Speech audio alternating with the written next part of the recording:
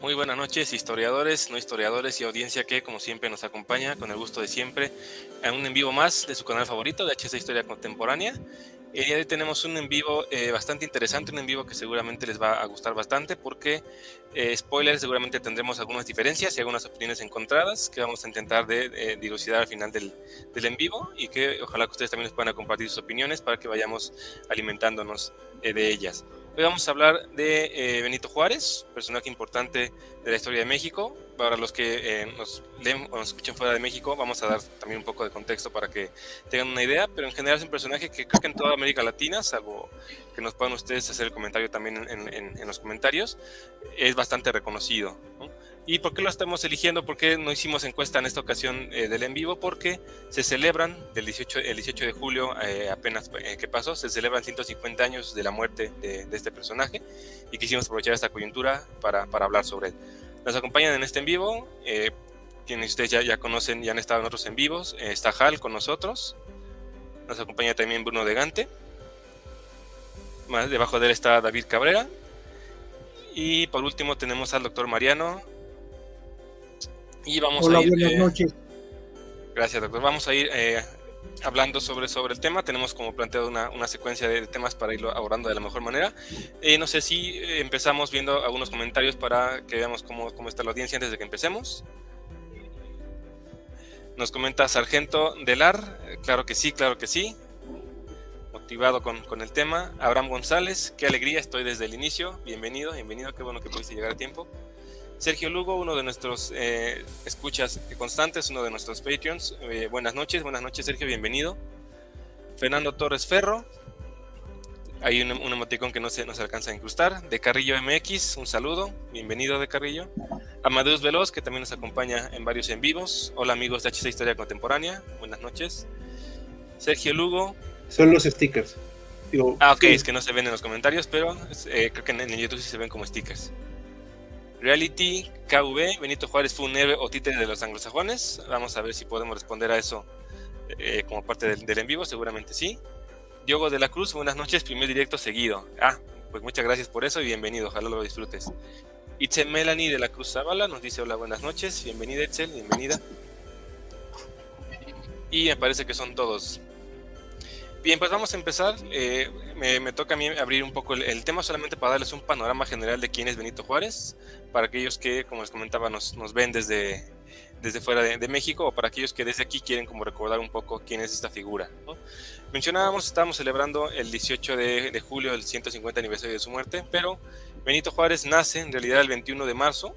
Para los que quieran saber por qué el 21 de marzo hay puente en nuestro país, es por el natalicio de Benito Juárez, aunque ya no lo hacemos en esta fecha, ya lo recorremos, es por el natalicio de Benito Juárez. Él nace en 1806 en San Pablo Guelatao, así se llamaba entonces, hoy se conoce como Guelatao de Juárez, ¿no? En honor evidentemente a Benito Juárez, ¿sí?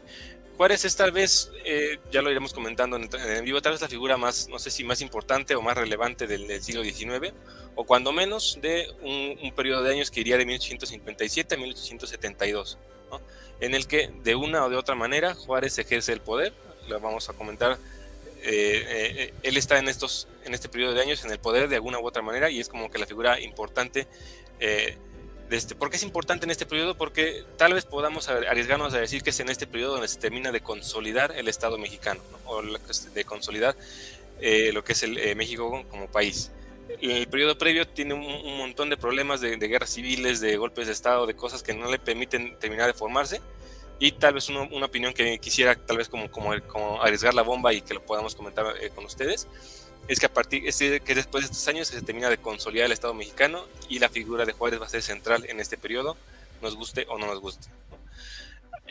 Quisiera como abrir diciendo que Juárez, más que ser un personaje que engloba como muchas características que son necesarias para ser un gran líder, algo que tiene Juárez es que particularmente, y me gustaría que nos quedáramos con esta imagen que está ahorita en pantalla, Juárez lo que hace es liderar a un grupo de hombres que desde sus trincheras, que son habilidosos en sus trincheras, Juárez los lidera para darle forma a este estado del que estamos hablando, ¿no?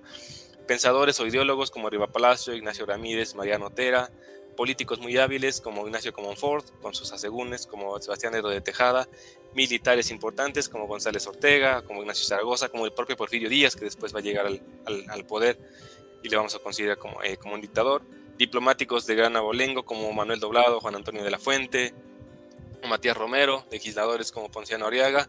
Es decir, son personajes que desde su trinchera lideran, digamos, en su rubro, pero que son liderados de alguna manera a partir de este momento de 1857 por Benito Juárez. Juárez lo que tiene, para continuar con esta presentación que estamos haciendo de él, lo que tiene es que es un político que va madurando, no sé si les parezca adecuada esta observación, es un político que va madurando poco a poco, ¿no? Juárez no aparece en el escenario ya como el político consumado, el político que va a liderar el país. Juárez, de hecho, empieza a hacer política alrededor de 1833 en su natal Guelatao como regidor de ayuntamiento. De ahí va creciendo.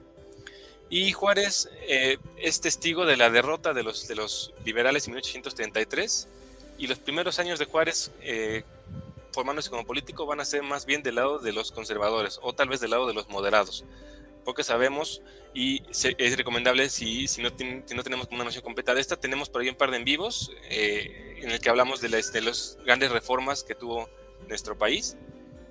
Y había un en vivo muy interesante. No sé, Hal, ¿te acuerdas cómo es el título que tenemos del en vivo? ¿De las 5 repúblicas? Las 5 repúblicas. Ahí es muy interesante para que veamos estos cambios que pasamos de liberales a conservadores, regresamos a liberales, regresamos a conservadores.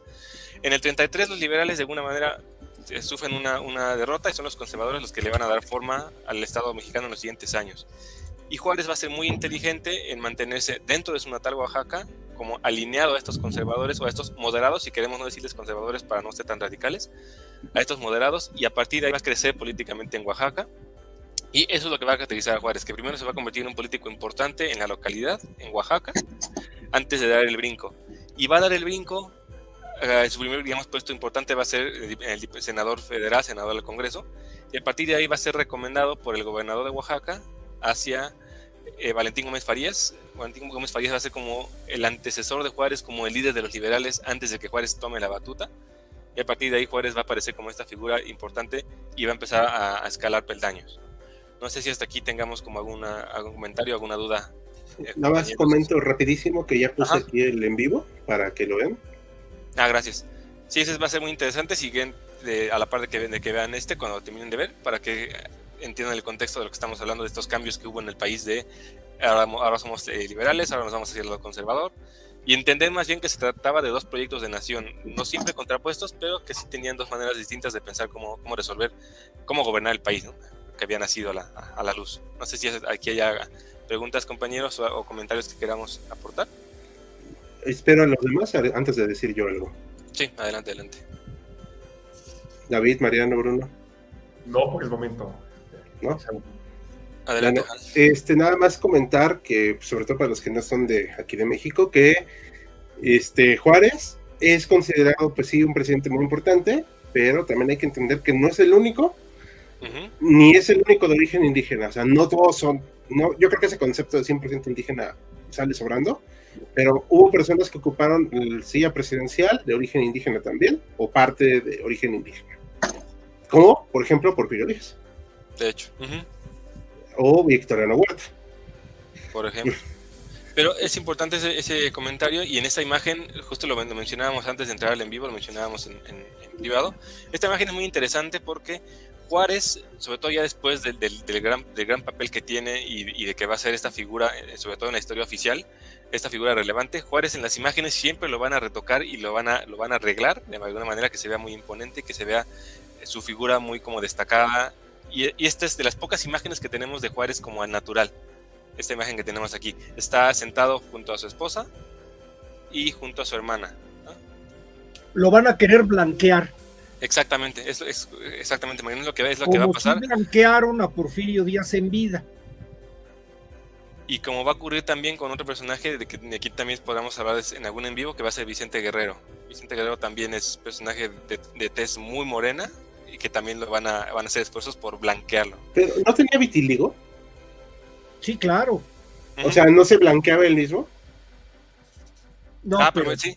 Pero no el era esfuerzo muy agradable. No era sí, muy pero agradable. no era natural. Pero el esfuerzo más bien va a ser en la historia oficial y desde la política para como cambiar esta imagen que tenemos. Si vemos una foto de las imágenes que se han pintado de Vicente Guerrero, es un europeo de color oscuro, Exacto. Era mulato, ¿no?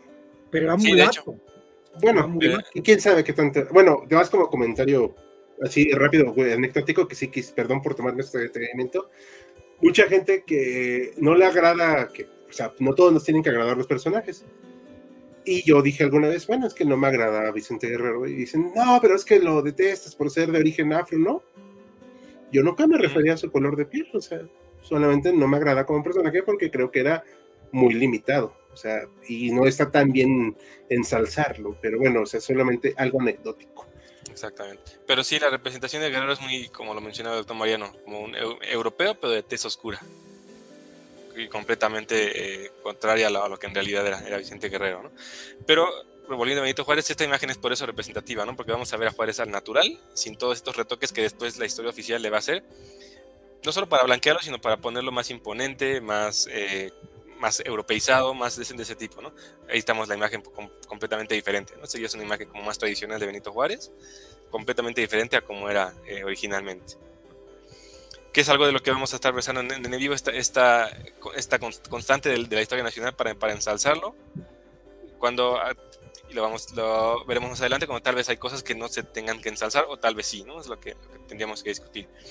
Para cerrar con la introducción de Benito Juárez, bueno, Benito Juárez pasa de este crecimiento en la política local oaxaqueña, con este añadido de que lo hace desde el rubro de los moderados, casi conservadores, porque entiende que es ahí donde tiene que crecer. Benito Juárez será lo que queramos ser de la parte política, pero personalmente era un tipo que quería salir de su natal Guelatao, que tenía ambiciones políticas, lo cual no le quita ningún mérito a lo que hizo, o sí, ustedes me dirán, pero aprovechó esta situación para crecer políticamente en el gobierno local de Oaxaca y después brincar a la esfera nacional, ¿no?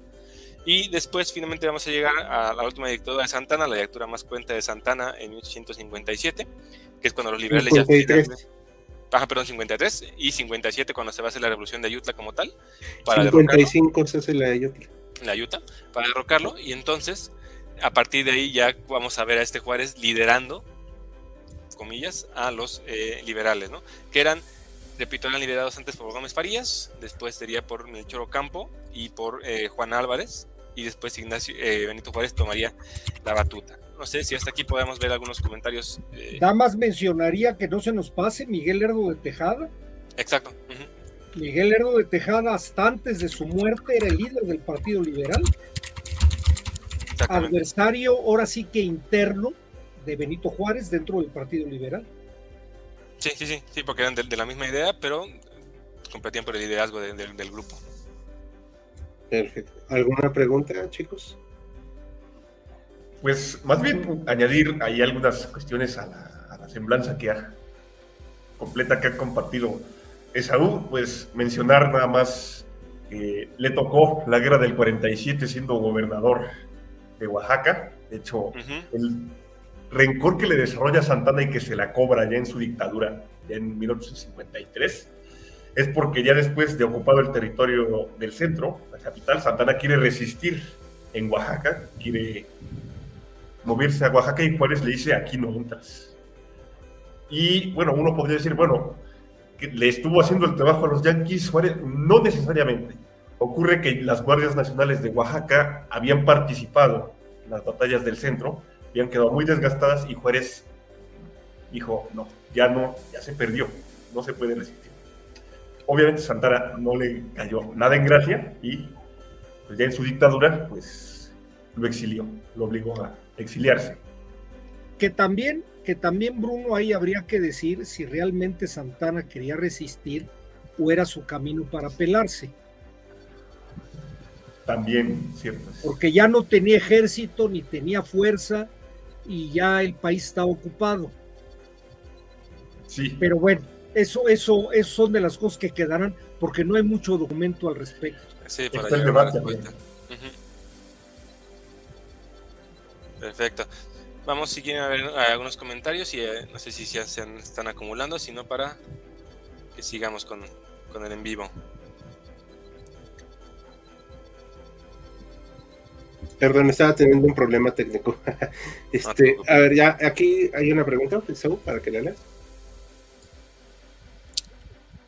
Nos pregunta Abraham González, ¿qué tan influyente fue la masonería en su vida?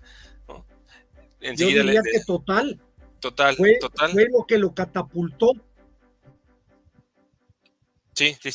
A las esferas políticas, primero de Oaxaca y luego del país. De hecho, diríamos que del brinco desde como de este crecimiento en su natal Oaxaca, parte de los, no sé si la palabra correcta sea requisitos para que brincara a la política nacional, es adentrarse en la masonería.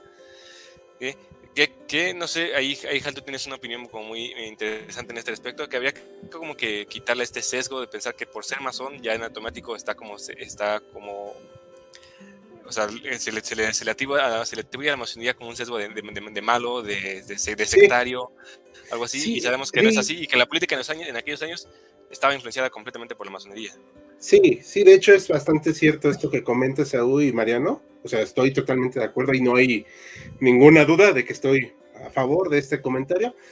Lo que sí puedo decir es que hay que quitarnos esa idea de que masón igual a malo. ¿Sabes qué pasa? Perdón, dame un chance que quiero acabar una idea. Que te termina la idea. Pero también es cierto que por cuestiones de trabajo atendí una conferencia que hablaron los masones y pues la verdad estaba a punto de desternillarme de risa porque decían, o sea, ellos se lo llevaron al extremo, ¿no? No, es que si no, los masones, la historia de México no hubiera existido. No, a ver, o sea, mano, tranquilízate. O sea, eso es demasiado arrogante y demasiado... Sí, providencialista, ¿no? O sea, así como decir gracias a nosotros. O sea, hay una mala reputación que no entiendo por qué. O sea, la verdad es que yo tal vez soy muy ignorante al tema y una disculpa. Pero lo que he leído del grupo masón, pues no son malos. O sea, en el sentido más amplio de la palabra. No sé si me explico. Sí. Yo quería, apuntando lo que tú dices, esa mala imagen de la masonería tiene que ver porque somos un país de raigambre católica muy acendrada, y desde que salió la masonería tuvo dos enemigos principales, claro. La Iglesia Católica y la aristocracia. La Iglesia Católica resolvió excomulgando a todos los masones y declarándolos fuera de la Iglesia, y de ahí todo lo más que le puedas decir, ¿no? El diablo con cuernos. Pero estoy de acuerdo contigo de que realmente pues es una disciplina que les dio un gran poder, pero que también está de alguna manera sojuzgada a los dos grandes países anglosajones, que son Estados Unidos e Inglaterra, que es donde nace la masonería y donde de alguna manera van a inocular ciertos de sus principios dentro de su destino manifiesto en las diferentes logias del mundo latino, específicamente en América Latina. Exactamente. Sí, creo que por ahí iría como la respuesta, ¿no? Sí, por un lado quitarnos el sesgo que viene de esta parte que mencionaba muy bien el doctor Mariano, de el enemigo principal de la masonería, o bueno, no de ellos, pero la iglesia los considera como la masonería su enemigo, y en un país profundamente católico en el que la influencia mayor viene de la parte de la iglesia, la masonería va a ser considerada de esta manera, ¿no? Y también esta parte que mencionas es interesante, la parte de Inglaterra y de Estados Unidos. De hecho, en los primeros años de México Independiente van a ser dos logias las que se van a disputar como el poder, ¿no? La logia la logia yorquina y la jacobina, ¿no? Teníamos por ahí otras preguntas, Hal, o no sé si quieres complementar la idea. Sí, las pongo. Ajá. Soy venezolano, no sé mucho sobre el personaje. Dentro de su periodo de gobierno, ¿cómo fueron las relaciones con Estados Unidos? Por ahí, Bruno, tenías adelantado un poco en la respuesta en esa parte, ¿no? Sí, las relaciones de Juárez con... Durante su periodo de gobierno, pues digo, que sería como prácticamente estos 20, 25 años que estuvo en el poder, ¿cómo fueron las relaciones con Estados Unidos? Híjole, bueno, a ver, empieza con una relación complicada. Tenemos 1858 a Buchanan, que es demócrata en Estados Unidos, y Buchanan en ese momento quería territorio mexicano. Quería la Baja California, quería Sonora, quería tanto como podía tomar. O sea, no estaban nada satisfechos con lo que ya se habían llevado, querían más. Juárez en ese momento estaba en la guerra civil contra los conservadores y es cuando se firma, no se firma, se llega a barajar la posibilidad de un tratado, el Tratado Maclean Ocampo. Este tratado no estipuló, porque Juárez y otros liberales se opusieron, dijeron nada de cesión de territorio. Queremos que Estados Unidos nos reconozca como gobierno legítimo frente a los conservadores. Si nos puede dar ayuda monetaria, a cambio, Estados Unidos va a tener derecho de tránsito por ciertas zonas, entre ellas el istmo de Tehuantepec, a perpetuidad. O sea, pese a que no se cedía territorio, tal como estaba diseñado, comprometía bastante la soberanía de México frente a Estados Unidos. Claro. Por cuestiones de suerte, en Estados Unidos no se aprueba, el Senado estadounidense dice, no aprobamos este tratado, el Senado mexicano dice, tampoco aprobamos este tratado, queda en nada, se logra el reconocimiento de Estados Unidos a Juárez, se logra cierto apoyo, de hecho, ese apoyo se manifiesta con el envío de barcos a interceptar barcos que los conservadores habían contratado para bloquear Veracruz. En ese momento, ahí estaba atrincherado Juárez, porque los conservadores empiezan ganando la guerra de Reforma, y Juárez tiene que ir a Veracruz, al puerto, ahí a resistir. Los gringos estadounidenses interceptan estos barcos que los conservadores habían contratado y dotan de armas. A Buchanan le va a suceder un presidente muy conocido llamado Abraham Lincoln, al que le estalla la guerra civil. Abraham Lincoln, abolicionista de la esclavitud, va a tener muy estrechas relaciones con Juárez. Ahora, no podemos decir que necesariamente hayan sido tan estrechas, porque los estadounidenses están en ese momento preocupados por su propia guerra civil. O sea, lo que más puede hacer Lincoln en ese momento, tengo entendido, es enviar un poco de armas, no demasiadas, y reconocimiento. Luego, cuando matan a Lincoln, en el 65, me parece, sube su vicepresidente Johnson. La relación sigue siendo cordial. De hecho, Johnson es el que va a presionar a Napoleón III para que retire a sus tropas de México. Y va a haber aún más apoyo a Juárez. Digamos que, en resumen, la relación de Juárez con Estados Unidos es muy complicada al principio y más tendiente a cierta concordia, sin cercanía, pero más concordia, ya con Lincoln y con Johnson. Excelente. Y los liberales siempre tienen, perdón, ya lo último. Los liberales Adelante. que andar muy en guardia, porque si bien los republicanos no son tan favorables a la obtención de territorio de México, sí hay como ciertos coqueteos. Creo que me parece el secretario de Estado de Lincoln, el señor Seward, llegó incluso a seguir barajando la posibilidad de comprar Baja California, ya con menos vehemencia que Buchanan. Los liberales tuvieron que andarse muy a pie juntillas, muy escurriéndose. Entonces diríamos que esa es la relación con Estados Unidos.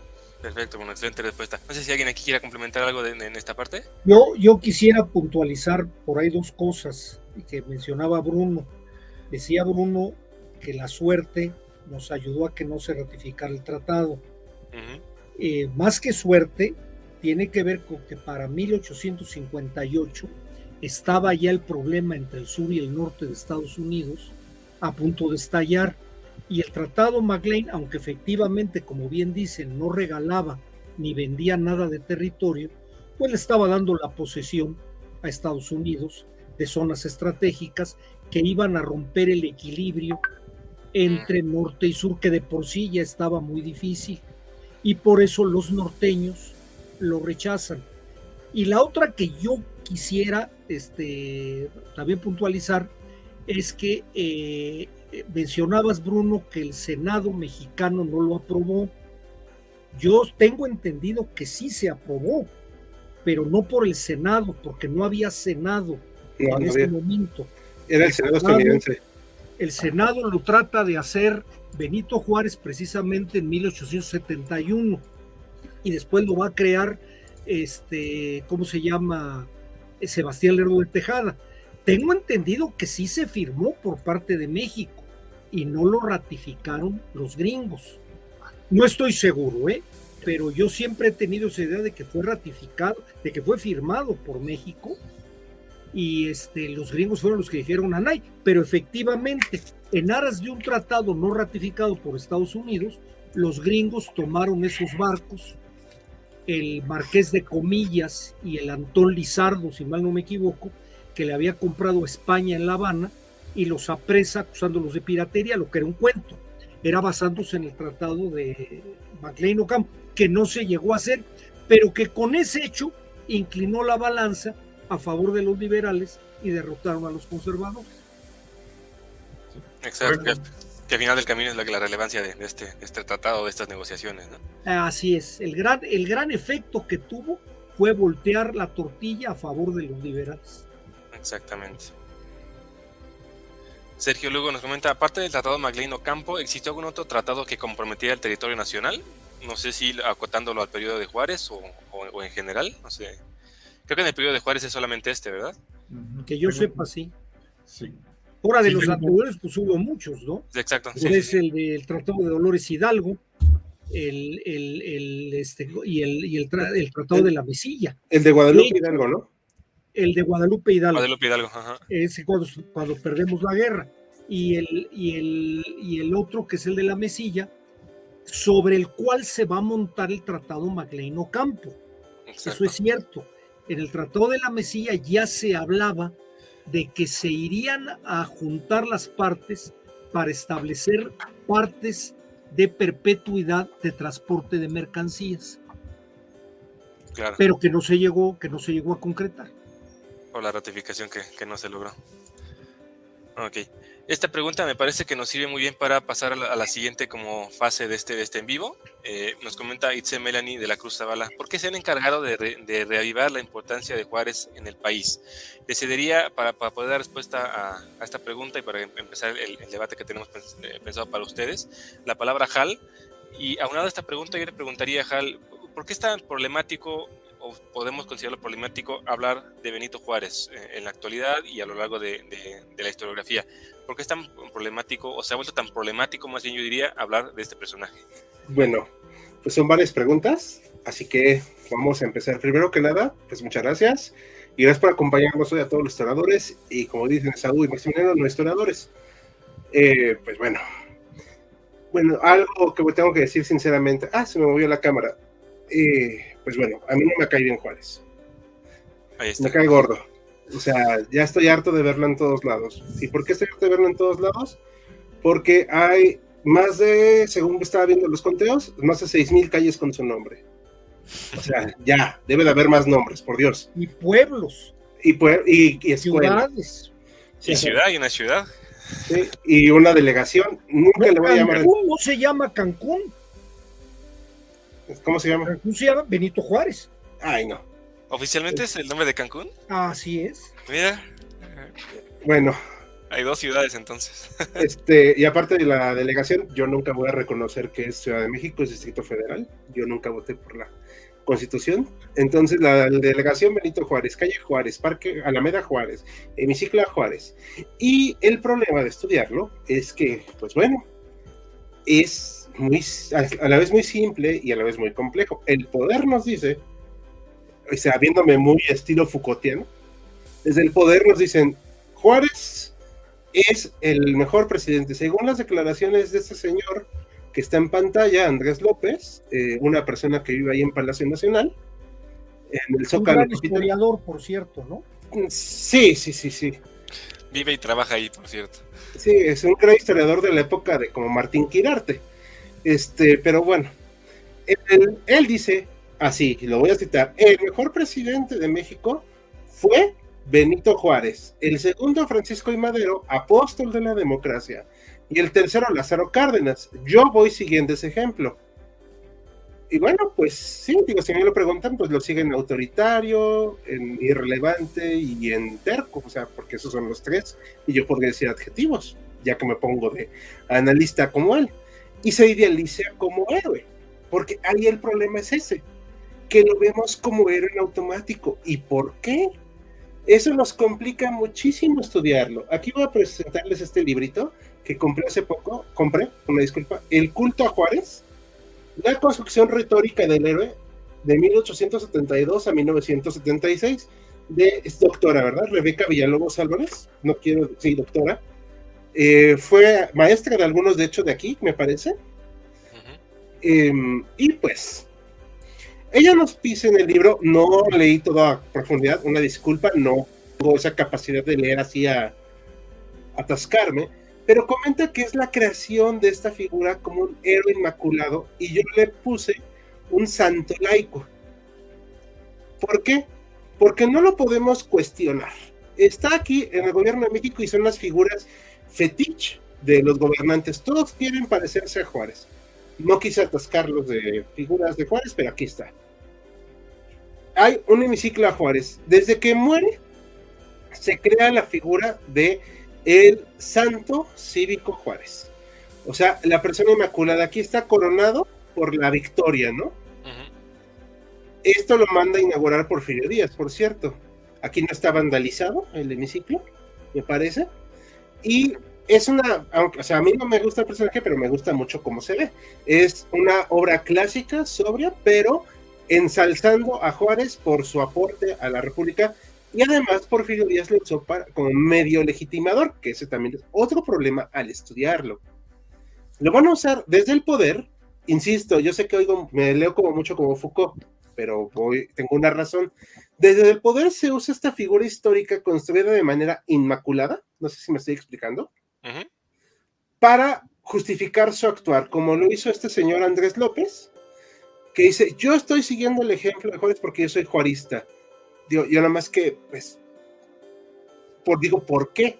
O sea, Juárez era un hombre cívico, hasta donde yo sé católico, muy culto, eso no me queda lugar a dudas, o sea, era una persona cultísima, pero que a su vez, pues, tenía estos rasgos autoritarios muy fuertes, pero no los podemos mencionar porque empiezan los cuestionamientos así de, no, es que no puedes cuestionar a Juárez, él es el gran presidente, defendió la República, sí, pero era un ser humano, y como tal, lo tenemos que entender. Entiendo que fue víctima de las circunstancias. Y aquí hay algunas caricaturas de la época, sobre todo por su renuencia a dejar la silla presidencial. Ya en 1871 ya estaban muchos liberales hartos de él.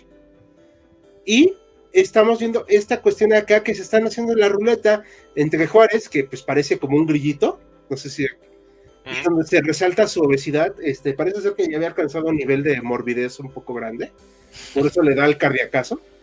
Está Porfirio Díaz y Sebastián Lerdo de Tejada, ¿no? Sí. Los principales que querían ya contenderle la presidencia. Y está aquí Juárez también, así, cuidando la silla, para que no se la quiten. No quiero caer en el discurso barato de que digan que son así, ay, es que es la caricatura de la oposición. Perdón, sí voy a decir esto. Caricaturista que no critica el poder es propagandista. Y esta la van a encontrar en Relatos e Historias en México. Es de las elecciones de 1871. Ya todos estaban hartos de él, pero se comenta, yo no tengo ninguna prueba, ¿ok? O sea, yo no voy a llegar a decir, sí, yo tengo los votos acá comprados. Se comenta que hubo un fraude electoral muy grande. Platicando con un colega, o sea, estábamos comentando y decíamos, no, pues es que llegó, o sea, se quedó a la mala. O sea, ya era momento de que dejara el poder y se quedó a la mala en el poder, y aquí se critica el hecho de que las urnas están totalmente compradas. ¿Me explico?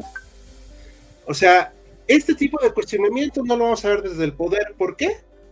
Porque no va con el relato del santo laico. Y vamos a ver el himno a Juárez. Solo les voy a recitar muy rápidamente una parte de su himno. Yo me lo aprendí en la primaria.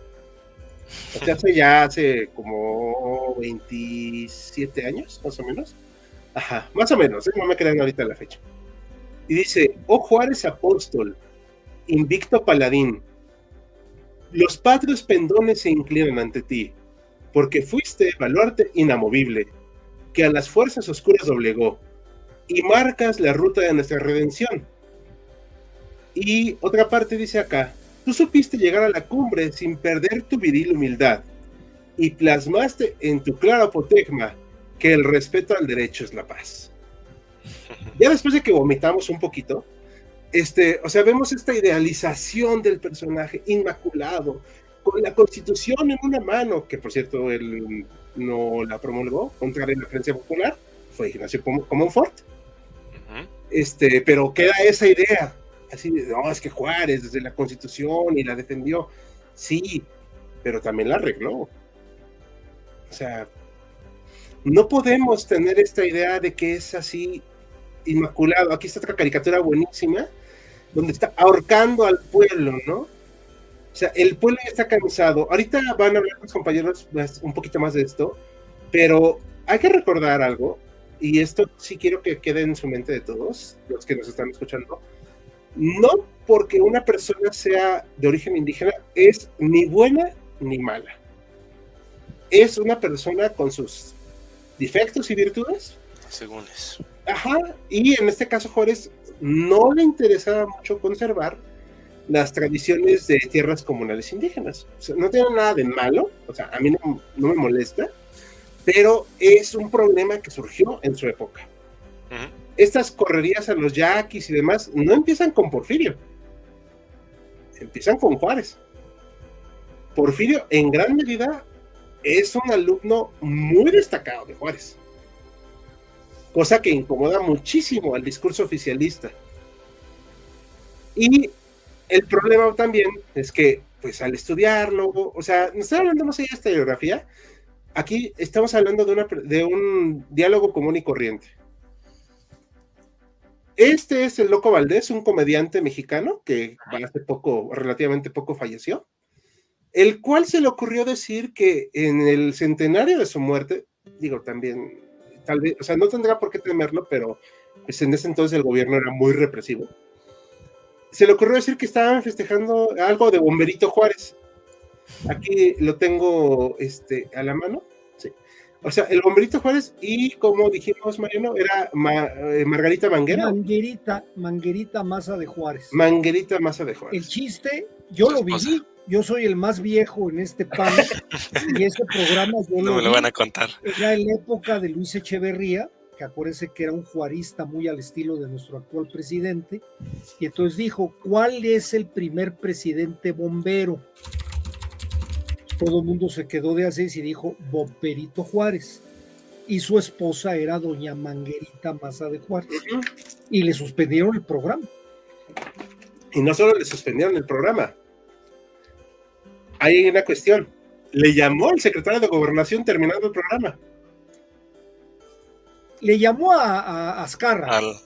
Al jefe. A él lo pelaron. Azcárraga le habló para ordenarle que mandara al demonio y date de santos que no lo mataran. Sí, no, pero sí, el loco cuenta que sí le llamaron. Y que, bueno, obviamente ya está más que muerto, ya no puede repetirlo, pero dijo él que le llamó al secretario de Gobernación que le dijo, ¿cómo se te ocurre hacer un chiste de un héroe de la nación? Y pues él dijo, oye, pero es que ni siquiera fue insultante, o sea, todavía me hubiera burlado de su tamaño, de su origen, ¿no? O sea, todavía uno diría, órale, va. Pero no era algo ofensivo, ni siquiera, o sea, la verdad es que el loco era de una comedia muy blanca. Sí. Incluso para la época. O sea, la verdad, dicho sea de paso. Pero, bueno, entonces tenemos el problema de estudiarlo historiográficamente porque el gobierno nos dice que debemos verlo como héroe. El poder nos lo atasca hasta el cansancio. No lo podemos cuestionar. No le podemos decir algún adjetivo porque, bueno, o sea, la gente se empieza a echar espuma por la boca, ¿no? O sea, no podemos decir, oye, tal vez no estuvo mal. Además, si mal no, aquí hay una cuestión también, que ayer hablando en privado con David, se lo pasé y aquí ya encontré el link, mandó a encerrar a Jesús González Ortega porque le cuestionó su estancia en el poder. O sea, y de ahí, eso no se sabe. Bueno, no le cuestionó, le tocaba a Jesús González Ortega. Sí, pero tampoco le decía, o sea, no llegó con las armas y lo quiso quitar, o sea, le hizo un memorándum. Sí, pero vamos, o sea, un memorándum es como poner un post-it y pues. O sea, pero espera, déjame terminar. Termina. O sea, pero vamos, no había razón de hacerlo. Claro. Y tampoco cómo se enojó cuando Santa Anna no fue juzgado. O sea, bueno, sí fue juzgado, pero no fue apresado, me corrijo. Fusilado. Fue liberado, estuvo preso. Y fue juzgado y lo dejaron libre. Sí, o sea, pero no estuvo el resultado que él deseaba. Sí, él quería que lo fusilaran. Sí, y pues se enojó mucho, ¿no? Y pues tenemos que quedarnos con esta imagen. O sea, más allá de las cuestiones artísticas de la pintura, es esta imagen del héroe de la patria, el santo redentor, el inmaculado, el que no lo podemos criticar. Y, como lo dije en un principio, me cae muy gordo el personaje precisamente por eso. Y es más, rápido esta anécdota. Donde trabajo, pues estábamos conversando, comentábamos que, pues sí, Juárez no fue diputado. Ahorita me comentan que fue senador, no me acordaba, he de ser honesto, pero sí me acordaba que fue gobernador, eso que es incuestionable. Pero no, pues sí fue diputado, no había senador. No, pero antes de que quitaran el Senado. O sea, él no fue diputado. No, es que no lo quitaron, no había Senado, había un Congreso de Diputados. Pero cuando fue diputado local y diputado federal. ¿Cuándo me dicen que fue senador? O sea, si es que fue senador. No sé. Bueno, no, o sea, fue diputado en el ¿Congreso? En el Congreso. Ajá, en el Congreso Federal, local y luego federal. En Oaxaca. En Oaxaca. Tengo aquí el y luego fue diputado federal en el Congreso Federal. Pero senador que yo sepa nunca fue porque no había Senado. El Senado desaparece 56. O sea, es diputado del Congreso Constituyente. Ajá. Ok, entonces queda eso aclarado. Una disculpa a quien corregí ayer. Bueno, pero a lo que iba, salió el comentario de su hijo, Benito Juárez Jr. Benito Juárez Maza, ¿no? No hay personaje más irrelevante en la historia que Benito Juárez Maza.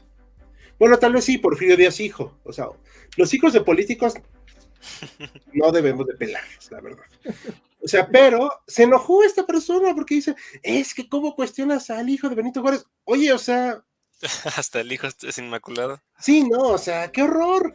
O sea, y sí, la verdad saqué mis peores adjetivos, entre ellos diciéndole completo inútil, ¿no? O sea, porque pues la verdad es que me molesta mucho que no se le pueda cuestionar nada.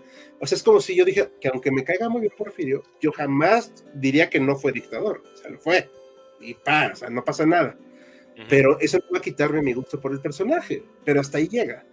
Pero bueno, esa es mi idea. Y ahora sí que lo que quieran comentar, chicos. Exacto. Antes de que podamos como debatirla, yo te haría una pregunta, no sé si la vaya a plantear bien, me dice si está bien planteada. Si pudiéramos quitarle este sesgo desde el gobierno, que está complicado porque 6,000 calles, 2 ciudades, una delegación, un montón de cosas. Si este sesgo no existiera o fuera menor y solamente nos quedáramos tal vez con la parte del personaje, del ser humano que el personaje, igual no tendría la misma relevancia para la historia nacional, o cuál sería, cómo matizarías el personaje si no tuviera este sesgo que tanto te molesta. No voy a negar que fue importante, porque lo fue, o sea, también sería muy necio de mi parte, ¿no? Decir no.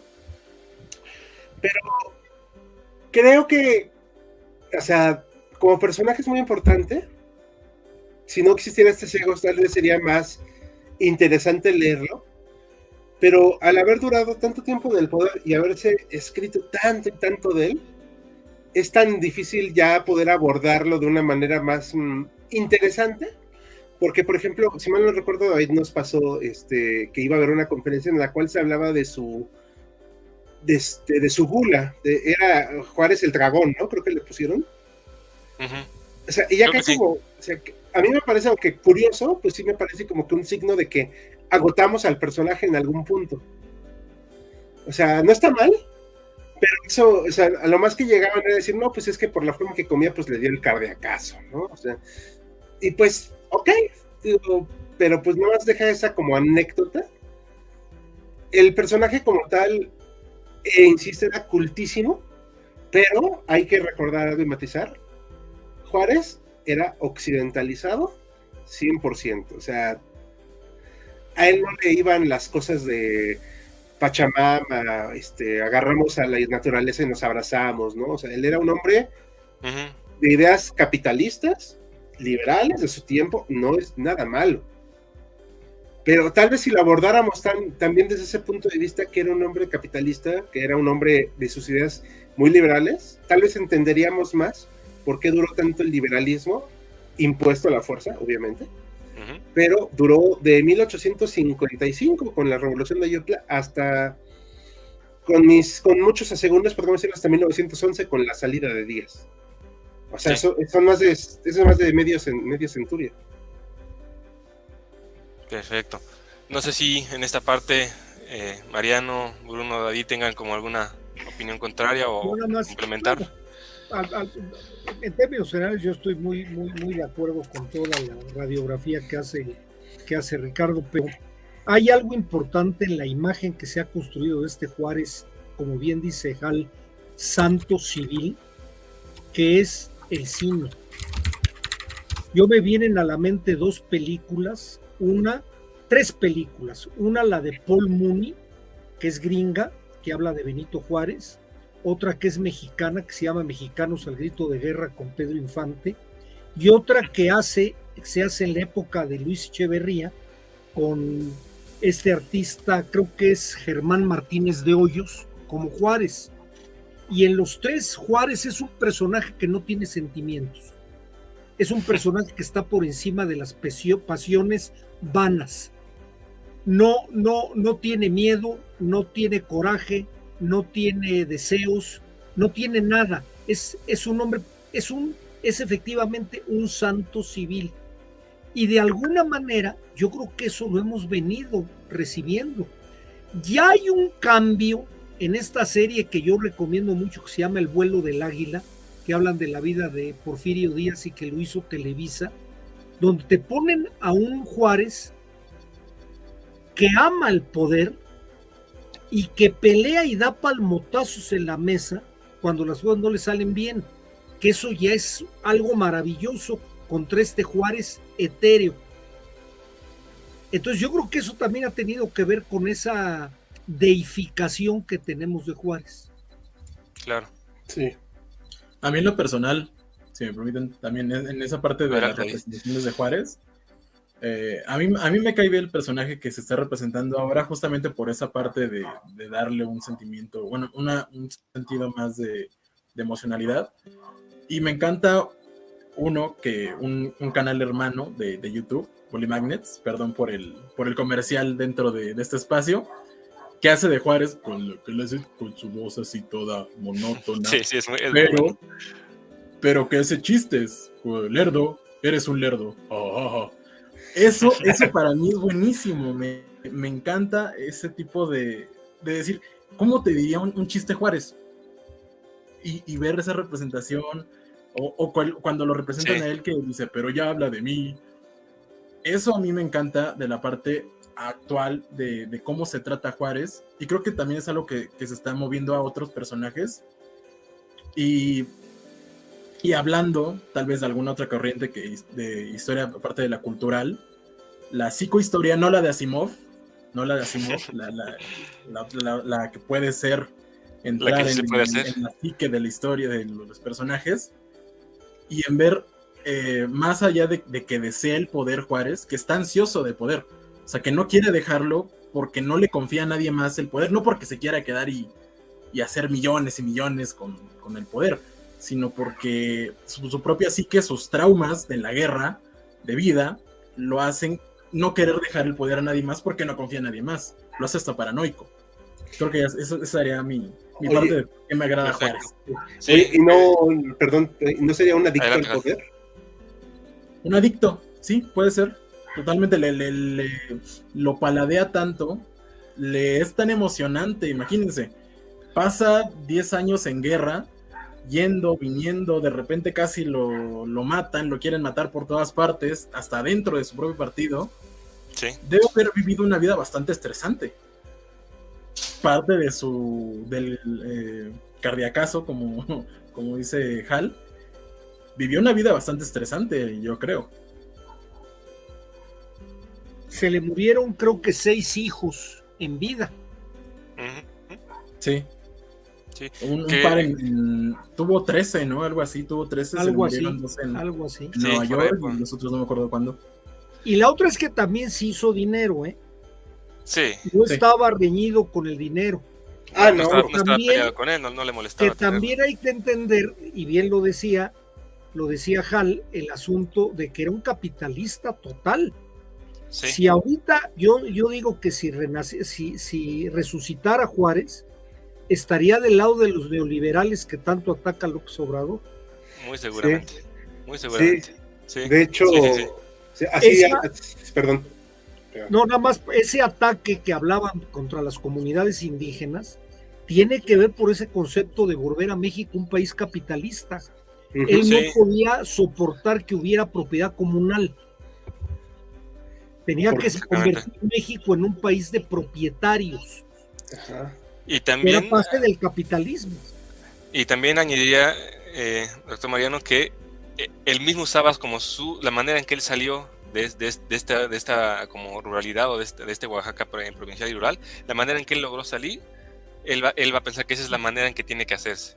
Sí. Claro, él sale de la miseria. Exactamente, claro. Y entonces no es como esta idea de seguir ayudándolos y seguir permitiéndoles que existan como comunidades, sino de como transformarlos y meterlos a la nación. Y también como él lo hizo. En ese momento no había leyes que impidieran que un funcionario hiciera negocios. Claro. Sí. Creo que esto va muy bien en el sentido de lo que mencionaba Jal hace rato, de la idea como de hacer el personaje más humano y analizar todos sus asegúnes. Y fíjate, es interesante para que podamos pasar a los comentarios. Hay un libro que hizo el INEM hace algunos años que se llama Benito Juárez de su puño y letra, que es un libro que está hecho completamente como homenaje a Benito Juárez. Pero incluso ahí en ese libro, que es un homenaje y que idolatra la figura de Juárez, a la persona que hace la introducción no se le va a decir que Benito Juárez era una persona ambiciosa del poder. Claro. Incluso ahí, que era un libro que tenía toda esta idea de mantener la figura en columna de Juárez, ahí se menciona que la característica primordial, una de sus características primordiales, es esta ambición por el poder, ¿no? Fue antes de este sexenio, ¿verdad? Sí, por supuesto. Es en el de Calderón, si no me equivoco. Sí. No, pues con razón. No tenemos nada contra don Felipe de Jesús Calderón Hinojosa, pero es otra época. Sí. Vamos, si quieres, para unos comentarios antes de que se nos junten, para que sigamos avanzando. Dino Crack 2009, buenas noches, mis estimados. Buenas noches, bienvenido, gracias por acompañarnos. Ángel Rafael Martínez Alarcón, historiador de primaria. Creo que se refiere al señor que vive y trabaja en Palacio Nacional. Sergio Lugo, ya somos dos, Jal. Me parece un personaje solamente utilizado con fines propagandísticos y dando virtudes que no tuvo, tratándole como un héroe impoluto, cosa que no fue, ¿no? Que es más o menos lo que ya comentamos ahorita en esta última intervención. Dino Crack nos manda más saludos. Gracias, Dino Crack. Jan Jaimes, llegando, un poquito tarde, pero aún a tiempo. Saludos, bienvenida. Dino Crack, igualmente, en mi opinión, como mexicano, Benito Juárez ha sido un personaje muy sobrevalorado por parte del gobierno, pintándolo como héroe nacional y máximo gobernante. Justo las palabras que mencionaba Jal. Alejandro Cortés, buenas noches, acabo de llegar, bienvenido, gracias por acompañarnos como siempre. Sergio Lugo, ¿en algún momento Juárez ejerció el poder de manera realmente democrática?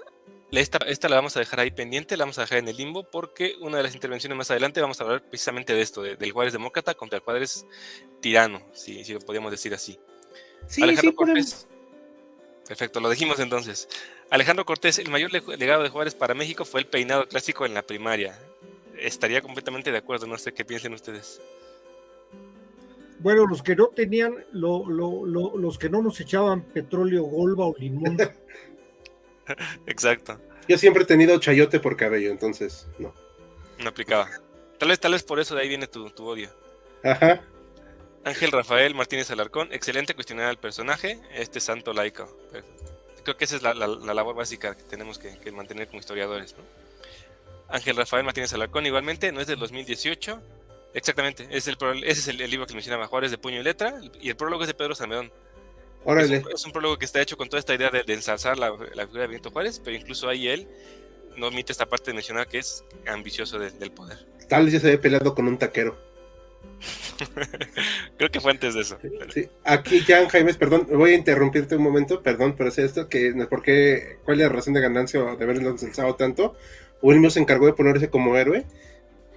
Platicábamos, creo, cuando fue mi intervención, nada más para resumirla. Sí. No, hasta donde yo sé, él no lo hizo. O sea, sí, la verdad, tampoco voy a mentir. Hasta donde yo sé, él no lo hizo, pero por eso este libro, El culto a Juárez, habla de 1872 a 1976, que desde el momento en que muere, se le encumbra, porque de ahí todos se legitiman para seguir las cosas que hace, ¿no? Es que yo lo hago como Juárez, es que Juárez lo hubiera hecho así, yo soy juarista, o sea, ¿me explico? Sí. O sea, es como la seguir. La herencia y el legado. Y al final, pues hasta el día de hoy, ¿no? El señor que está ahí comiéndose unas garnachas en Palacio, pues dice eso. En fin, eso es Sí, o toda sea, mi intervención. sí, diríamos que tal vez él no lo hizo, pero inmediatamente después de su muerte, tan pronto como el siguiente gobierno, empieza con esta labor de ensalzar el personaje, ¿no? El primer creador del Juárez deificado es Porfirio Díaz. No obstante haber sido su gran enemigo, lo convierte en el gran héroe, es el que crea toda esta mitificación del hemiciclo a Juárez y de cambiarle el nombre a las ciudades para que fueran a nombre de Juárez y demás. Él crea, y también eso tiene que ver con, lo decía Esaú al principio del programa, cuando decía que de alguna manera, después de Juárez, hay un concepto de nación. No que él necesariamente la haya creado, pero de alguna manera su situación histórica hizo que México hubiera nación. Y todas las naciones tenemos mitos fundacionales. Un mito fundacional, pues es por ejemplo el mismo Hidalgo. Otro mito fundacional es Cuauhtémoc, que son también de los héroes que no podemos tocar ni con el pétalo de una rosa, ¿no? De hecho, exactamente. Pasamos al siguiente bloque. Le voy a ceder la palabra a David, que nos va a expandir un poco este panorama que tenemos de Benito Juárez, a su labor política. A Juárez lo asociamos siempre con, no sé si la palabra padre, o por lo menos el personaje más representativo del liberalismo. ¿Por qué lo asociamos con este liberalismo? ¿O en qué consistía el liberalismo de Benito Juárez, David? Bueno, pues sí, es un tema bastante amplio. Para comenzar a hablar del liberalismo de Juárez, pues primero tenemos que comprender qué es el liberalismo, ¿no? Al referirnos al liberalismo, pues es esta idea, esta teoría política, este programa también de acción, que como bien comentaron al principio del programa, surge en finales del siglo XVII, se madura entre el XVIII, tiene su auge en el XIX, y se caracteriza como, pues la mayoría lo toma como la defensa y el reclamo de libertades. ¿Qué libertades? Pues la libertad personal, la libertad individual, la imparcialidad del gobierno y la democracia. Estas ideas se permean ya en el siglo XIX mexicano. Dentro de estas libertades, lo que se defiende, o en teoría se debería defender, es la tolerancia religiosa, la libertad de discusión, de asamblea, la restricción también de las propias fuerzas de la ley, el respeto a las elecciones libres, etc. También que se fortalezca una economía con propiedad privada y libertad para contratar. El liberalismo en México, como también mencionaron, tiene dos variantes prácticamente conjuntas, pero que se diferencian entre los radicales o los puros y los moderados, y se oponen prácticamente a lo que es el conservadurismo, a los centralistas. Del lado de los radicales están aquellos que tienen esta firme intención de romper con las estructuras del antiguo régimen, que continúan presentes en el gobierno mexicano durante gran parte del siglo XIX. Juárez está caracterizado justamente como si fuera un liberal radical, ya en su última etapa, pero también, como mencionaba al principio, no siempre fue así. Él comienza más en esta parte moderada. Sus primeros acercamientos al liberalismo ocurren a finales de la década de 1820, después de la rebelión justamente de Vicente Guerrero, las elecciones de 1828, y su postura cambia, se hace más radical justamente con los eventos de la guerra contra los Estados Unidos y la dictadura de Santa Anna. ¿Por qué? Por él, al ver durante esta intervención norteamericana entre el 46 y el 48 que la Iglesia Católica como institución no presta esa ayuda económica al gobierno para que enfrente al invasor, tiene este cambio, este switch anticlerical, que es parte también de cómo se entiende un liberalista, el liberalismo. En el periodo inmediatamente después de la derrota contra los estadounidenses, estas ideas anticlericales comienzan a esparcirse por todo el país, bueno, entre los círculos que discuten que esta concentración de la tierra en manos muertas, en las manos de la iglesia, que no tienen un beneficio para el país, debe acabar, y también su intolerancia religiosa. El liberalismo de Juárez puede ser complejo entenderlo. Se expresa muchas veces, si pusiéramos una lista de lo que es ser liberal y fuéramos tachando o palomeando lo que sí hizo, lo que no hizo, tal vez nos veríamos en un problema de decir algunas cosas las hizo cuando le convino, otras cosas las hizo para seguir teniendo esta idea de que es un liberal. Algunos lo identifican esta tendencia a las leyes, que se apegó siempre a las leyes, de su tendencia a ser un libre pensador o permitir el libre pensamiento, en su faceta como jurista. Algunos lo ponen como un defensor de los oprimidos, de aquellos que les expropian las tierras, defensor de los indígenas, pero pues eso también es parte de cómo se mitifica a Juárez. La desmesura, justamente de lo que hablábamos de cómo se refiere a sus logros, como las leyes de reforma, su adhesión a la Constitución, la guerra justamente contra el Imperio francés, nos ciega muchas veces a decir que Juárez era el máximo liberalista, cuando había más, hay muchos personajes más, hay estudios justamente sobre el desarrollo, creo que es Jesús Reyes Heroles, que tiene estos 3 tomos de liberalismo en México.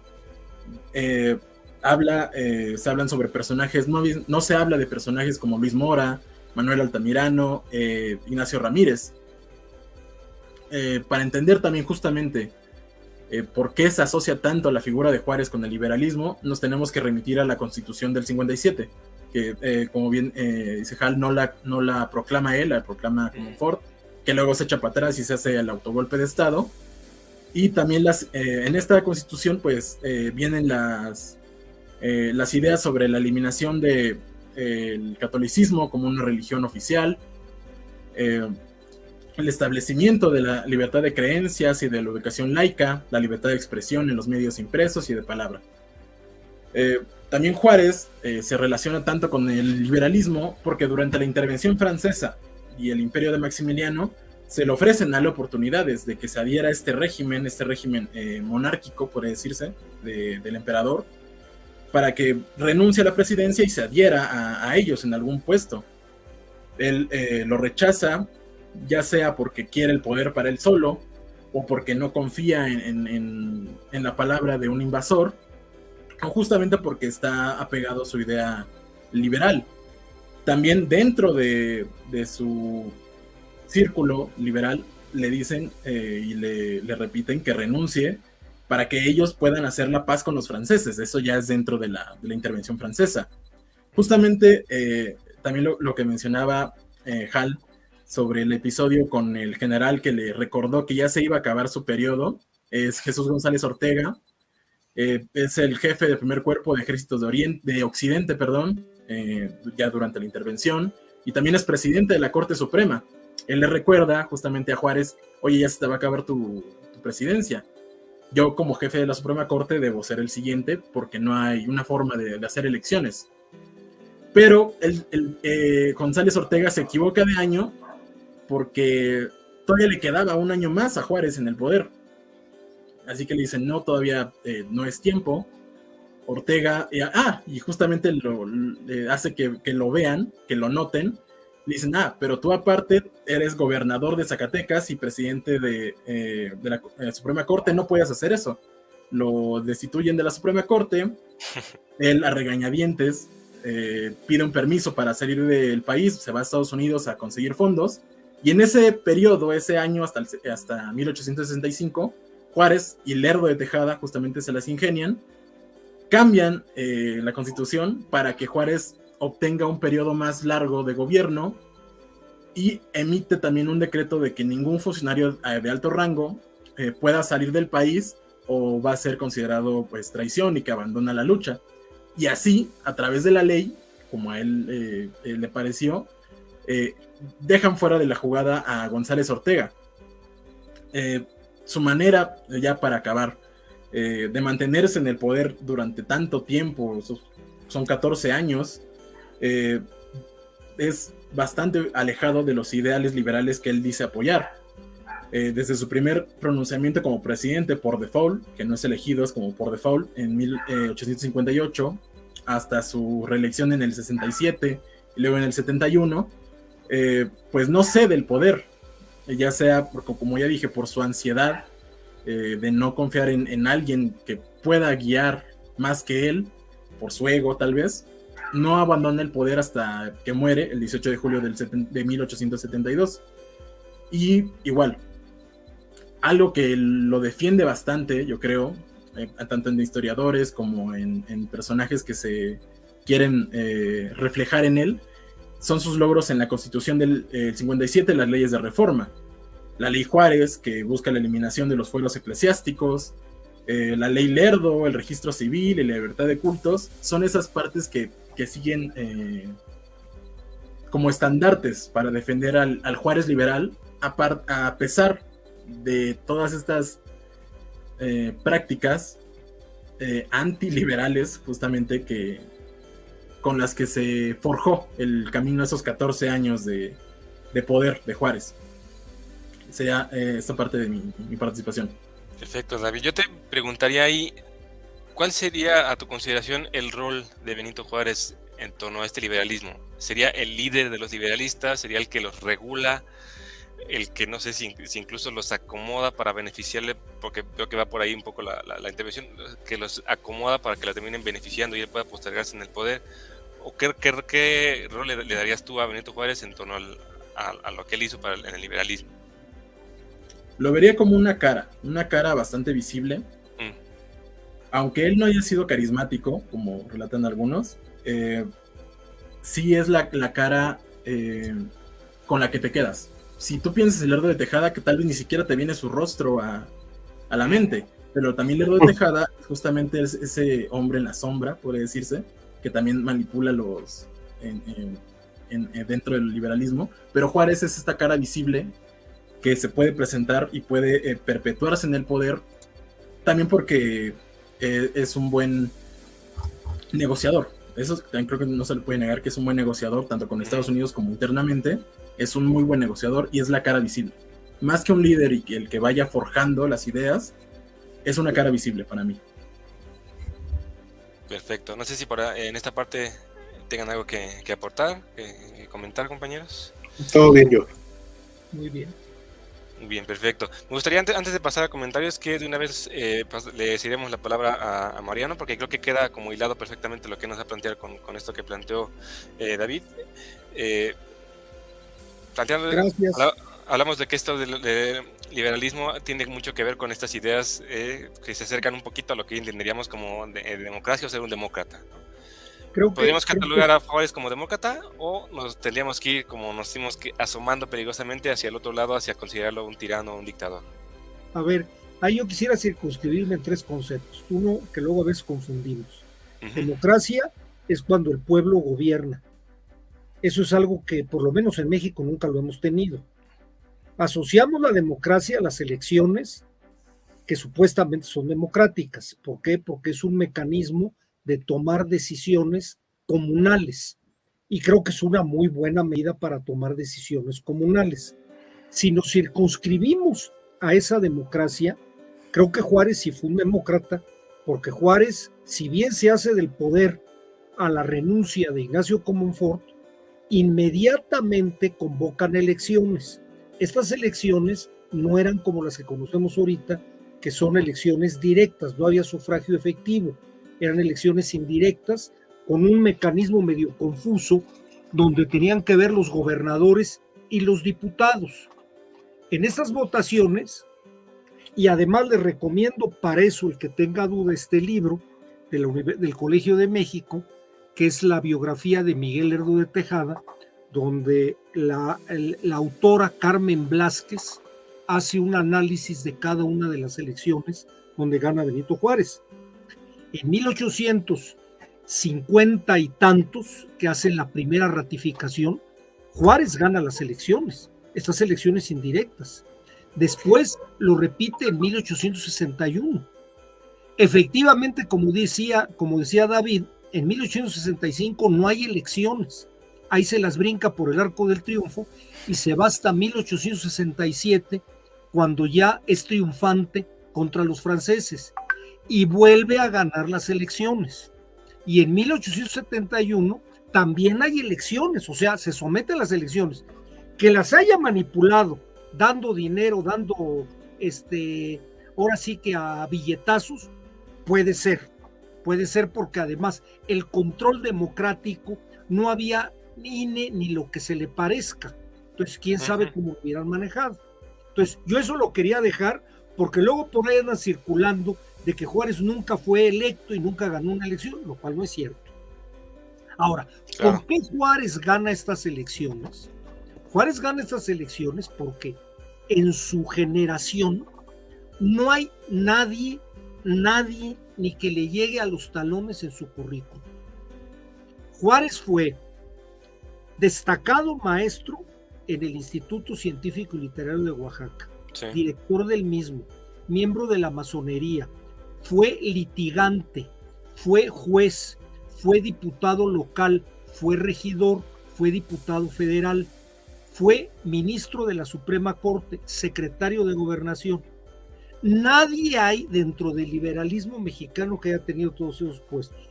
No sé si esto valga la pena para adular a alguien, yo no me refiero a eso, pero a nivel de credenciales no había ningún mexicano que tuviera esas posibilidades. Sus competidores, como pueden ser Miramón, Miguel Lerdo de Tejada, el mismo Melchor Ocampo, no le llegan ni a los talones.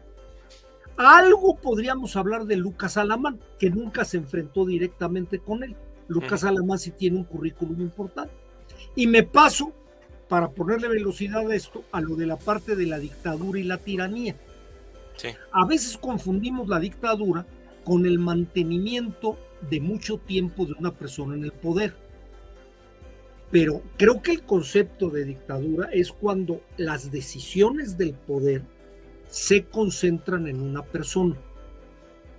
Para poner el ejemplo, Porfirio Díaz sí fue un dictador, sobre todo ya en sus últimos años. Todas las decisiones pasaban por él. La presidencia imperial, Díaz Ordaz, Luis Echeverría, José López Portillo, Miguel de la Madrid y Carlos Salinas de Gortari, eran dictaduras sexenales, porque todas las decisiones estaban concentradas en una persona. Si nos basamos nada más en el tiempo que una persona tiene en el poder, tendríamos que dejar como dictadores a Franklin Delano Roosevelt y Angela Merkel. Y no son dictadores porque fueron producto de unas elecciones dentro de la ley, que es el caso de Juárez.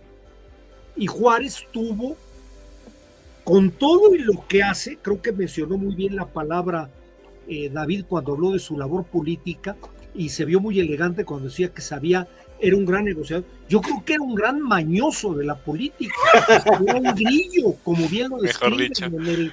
Entonces él sabía cómo manipular la política para salirse con sus fines. Pero Juárez va a tener grandes oposiciones. Juárez ya en sus últimos años, como lo decía Hal, los mismos liberales estaban hartos de él. Se pelea con la mayoría de los liberales. Pero el equilibrio de fuerzas hacía que se mantuviera. Calcúlense que todavía en el 71, un tipo ya del tamaño de Porfirio Díaz se levanta el armas y Juárez, a través de Donato Guerra, lo derrota y lo pone en fuga a don Porfirio. O sea, que no son palabras menores. Todavía estaba chavo. Va a tener que venir el plan de Tuxtepec, ya muerto por Benito Juárez, para que lo pudiera sacar. Y termino, Ricardo, dame oportunidad. Ahorita los peleamos, pero termino. Tirano es un paso mayor al dictador. Tirano es el que no solamente concentra el poder, sino lo usa para tener sometido a su pueblo. En el caso de Juárez, no creo que se llegó a dar. Si bien Juárez se montó en su macho, hay un libro por ahí de Breiding que es Los orígenes del nacionalismo mexicano, que bien dice, si en ese momento hubiera habido elecciones, todos hubieran querido que la Iglesia Católica siguiera con sus propiedades. Juárez se monta en contra de la opinión pública y cambia la situación del país. Y no Juárez, es todo el grupo de liberales. las decisiones que nosotros le achacamos a Juárez, el mismo tratado Maglein Ocampo, y lo mencionan muy bien en este libro que les recomendé, toda la gente hubo opiniones. Por ejemplo, tenemos un Miguel Lerdo de Tejada que quería abiertamente un protectorado yanqui sobre México. Miguel Lerdo de Tejada, cuentan que le dijo un día a Benito Juárez: don Benito, ya sé la forma de resolver el problema de México, hay que cambiar de religión y aprender a hablar inglés. Entonces, eran los extremos que había dentro de un grupo que de alguna manera Juárez lo supo capotear. Por eso insisto que era un mañoso de la política, un grillo terrible. Y bueno, yo ahí le paro. Me parece que le da mucha refuerzo a esta idea que había cerrado David, de que entonces Juárez termina siendo esta cara visible del liberalismo, y con el currículum que tú planteas que tenía, pues era la mejor cara disponible que tenía, ¿no? Yo quisiera lanzar esta bombita para que se haga la discusión, si a ustedes les parece. En el concepto que plantea el doctor Mariano de dictador, habló de que el dictador es aquel que todas las decisiones pasan por él para que podamos considerarlo dictador. En el ejercicio del poder de Benito Juárez, entiendo que Mariano está planteando en el sentido de que sí había como este consenso, o que las decisiones no las tomaba él arbitrariamente. Lo podríamos considerar así, el resto de nosotros, Bruno, David, Hal, como para quitarle ese halo de dictador, que sí había un consenso en las decisiones, o ustedes consideran que todas las decisiones pasaban exclusivamente por él. Hal, adelante, te ven paciente. No, pues yo estaba esperando a que los demás se quemaran para yo luego echar por pedazos mi reputación, o mi nula reputación. No, yo hablando en serio, también hay que entender que, o sea, aquí según el concepto de tirano puede ser una persona que abusa de su superioridad, de su fuerza, de su poder en su relación con los demás, y pues sí lo hizo más de una vez. O sea, la verdad. Y dictador, ojo, no me estoy refiriendo al concepto de dictador bananero que tenemos acá en este lado del charco. O sea, soberano que recibe se arroga el derecho a gobernar con poderes absolutos sin someterse a ninguna ley. Ese es un concepto, pero no fue, digamos, dictador de jure cuando tuvo que disolver al Congreso prácticamente por la guerra civil y luego la intervención francesa. Pero estaba en una guerra. Ajá, pero En circunstancias de guerra. Sí, pero se queda como dictador. O sea, él decía todas las leyes. O sea, que dentro de la guerra de intervención, terminando la guerra de reforma en el 61, hay Congreso y hay elecciones. Aunque me queda la duda si fue, o sea, cuando haces unas elecciones en el 50 y tantos, él queda como presidente, digo, sin cuestionarlo, o sea, sí estaba la Constitución, ¿ok? Del 58 él queda preciso, o sea, queda como presidente. Pero se hacen elecciones hasta el 61, ¿no? No, hacen unas en el 58, a los 2 o 3 meses, porque así lo marcaba la ley. El presidente era interino durante, si mal no me equivoco, 60 días. Pero ¿quién lo eligió?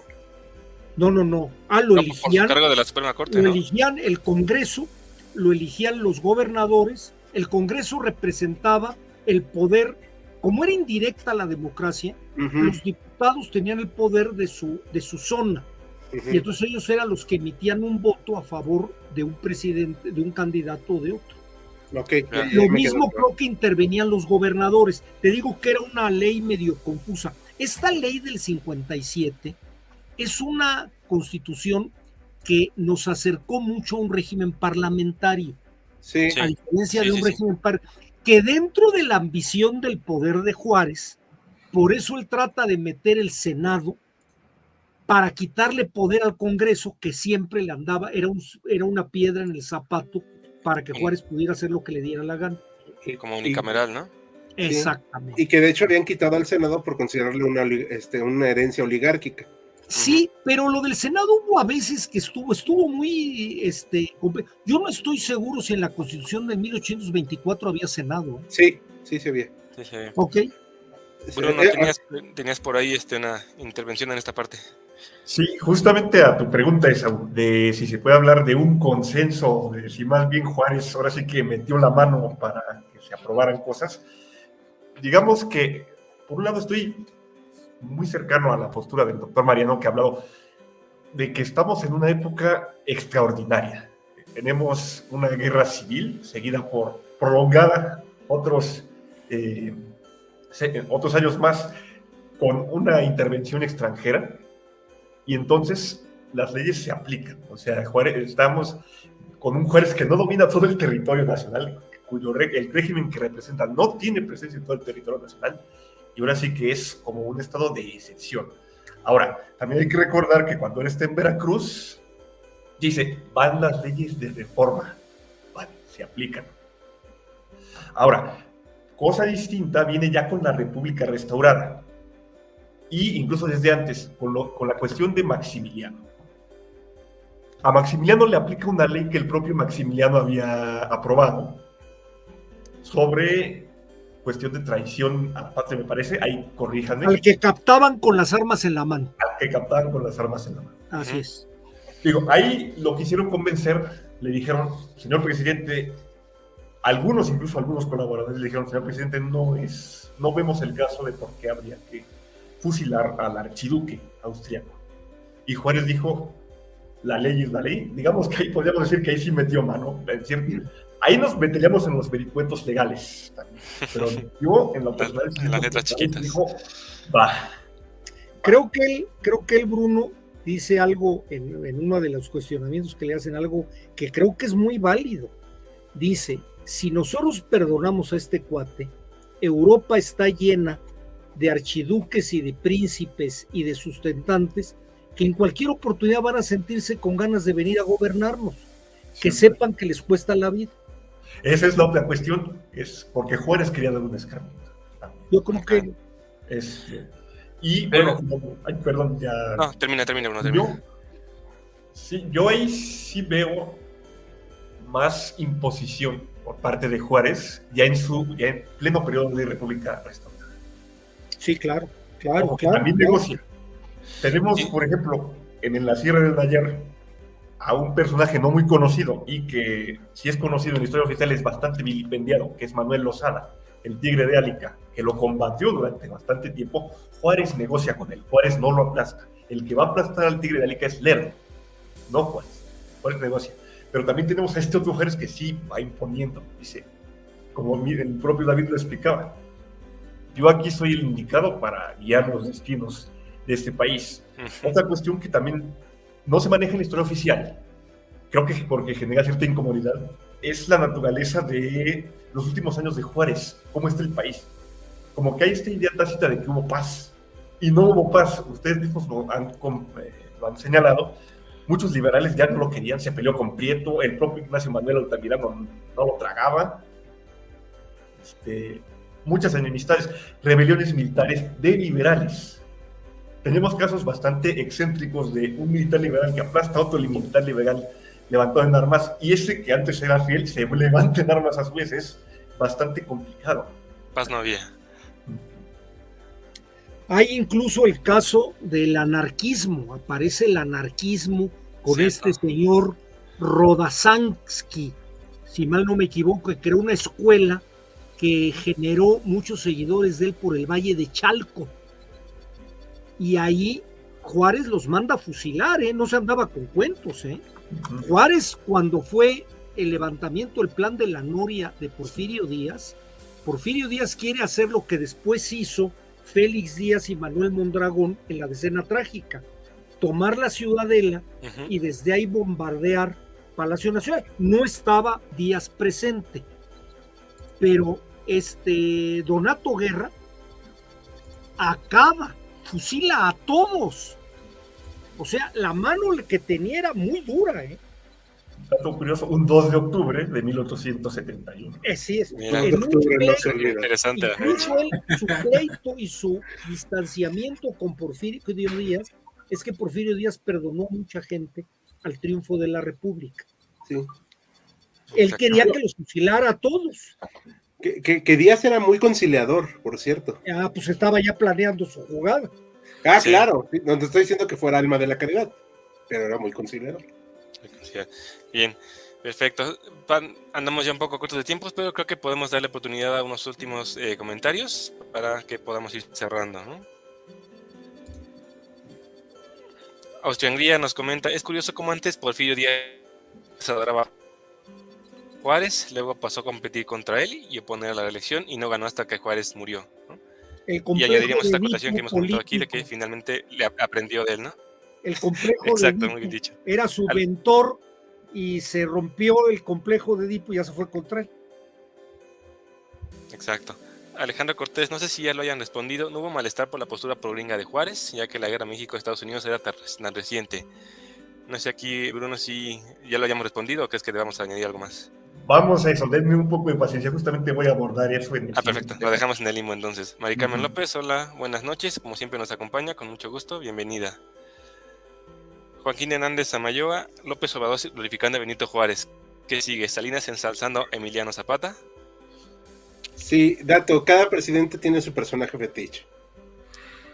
Y su enemigo también fetiche. Ajá. Alejandro Cortés, México es un país extraño, un presidente uniéndose a un golpe de Estado. Era una tradición bastante milenaria. Sergio Lugo, ¿qué tan cierto que su frase más célebre, el respeto al derecho ajeno es la paz, no es totalmente original de él? No sé si alguno tenga por ahí. Es de datos Immanuel sobre Kant. Originalmente Es es de Creo de que Kant. sí, ¿verdad, Hal? Creo que es Sí. de Kant, tiene Sí. razón. Sí, pero ahorita no quiero hacer el teclazo para buscarla, pero ahorita la respondo en el chat, en lo que está hablando. Perfecto. En el chat tenemos la respuesta. Ángel Rafael Martínez Alarcón, excelente libro de mi maestra, Carmen Blázquez, que es el que mencionaba el doctor Mariano. Los hermanos Lerdo Tejeda son nietos del gobernador intendente de Veracruz, Miguel del Corral, que gobernó del 31, que vivió del 731 a 794. Es cierto. Interesante. Ahí a ver si podemos dejar también la recomendación del libro en los comentarios para que lo puedan buscar la audiencia. Joaquín nos comparte dato curioso. La diferencia entre dictadura y tiranía viene desde la antigüedad. Tirano era el que cambiaba las instituciones, dictador era el que usaba todos los medios para mantener el status quo. Que bajo ese escenario creo que Benito Juárez estaría entonces más cercano a la segunda, ¿no? Si quisiéramos ponerle alguna de las dos, sería más la segunda, ¿no? Lo hacía conforme la ley o basado en la legalidad, ¿no? Adelante. José Morales, está claro, la corriente de maquiavélico asoma en el pensamiento liberal en el control del poder, pasar de la democracia a la tiranía.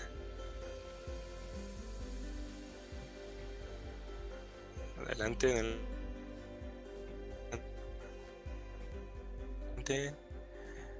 Bueno, Maximiliano I era mejor que Benito Juárez. No sé si la comparación sea como varias, como que muchos matices, ¿no? Para llegar a una respuesta. Isabel Salgado, ahora sí se nos sumó muy tarde, pero como siempre bienvenida, siempre nos acompaña en los en vivos, ya después lo podrás ver completo, no hay ningún problema. O si sirve de algo, bueno, eso explica, son las 7 de la mañana por allá, había que levantarse muy temprano. Mari Carmen López nos pregunta, a San Benito Juárez se le hubiera hecho una revolución, pues iba por el mismo rumbo que Porfirio Díaz. Ese igual me gustaría dejar ese comentario en el limbo para al final con la intervención de Bruno, creo que podríamos usarlo de pretexto. Tenemos un comentario más. Son los últimos, ¿verdad? Dame un segundo, es que se me perdió aquí, disculpa. Creo que sí era el último ese. Dame un segundo. Ajá, adelante. Juárez nunca fue traidor a su ideología, el dictador de Quinta ha sido priista, PRD y Morena. Juárez hablaba inglés, francés, latín y español. Sí, como comentábamos, era cultísimo. Cultísimo, sí, lo que decía el doctor Mariano, que nadie tenía tal vez mejor currícula que él para... Sí. Y por último, antes de darle la palabra a Bruno, y una disculpa, Bruno, la frase es esta: la injusticia cometida se ejerce únicamente en el sentido de que no respetan el concepto del derecho, único principio posible de la paz perfecta de Immanuel Kant. Esa es la frase. Perfecto, esa es la frase original que después transformaría, o no, usaría Benito Juárez, ¿no? Sí es el escenario posible de que Juárez haya leído de Kant. Seguramente. Lo habrá recitado, o sea. Lo recitado, perfectamente. Bien, pues vamos a la última intervención, ya con un tiempo un poco corto, pero aún nos alcanza para que Bruno nos hable, ya nos dio un poco de introducción, pero esta parte de quiénes eran los enemigos de Juárez. Y había tomado esta pregunta que dejó Mari Carmen López.